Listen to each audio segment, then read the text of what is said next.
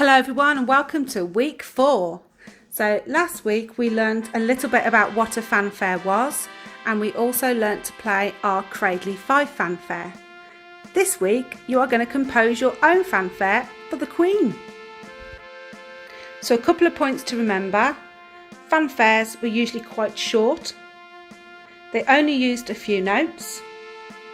They were played to announce the arrival of somebody really important like the Queen or Mrs. Harris, and they date back to the Tudor times.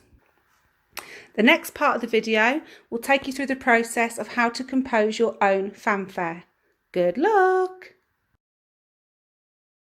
You have been invited to a very important ceremony at Buckingham Palace and have been asked to compose a welcoming fanfare to announce the arrival of the Queen. Ooh!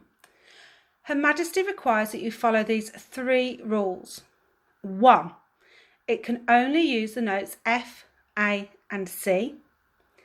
It can only be 4 bars long, and the last note must be an F.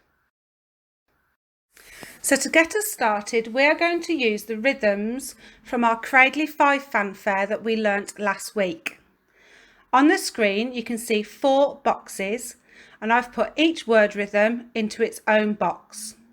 So the first one is "We are the Cradley crew."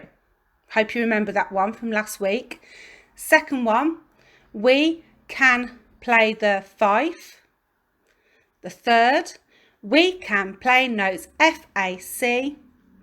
And the last one is "We sound cool."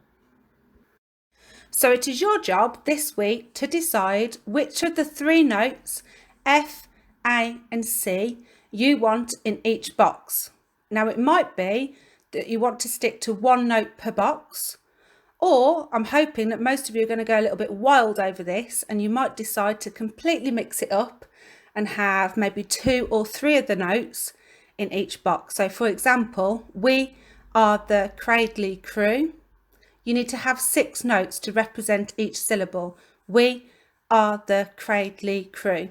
And it might be that you want to do it all on the note A, or it might be that you want to mix it up with F and A.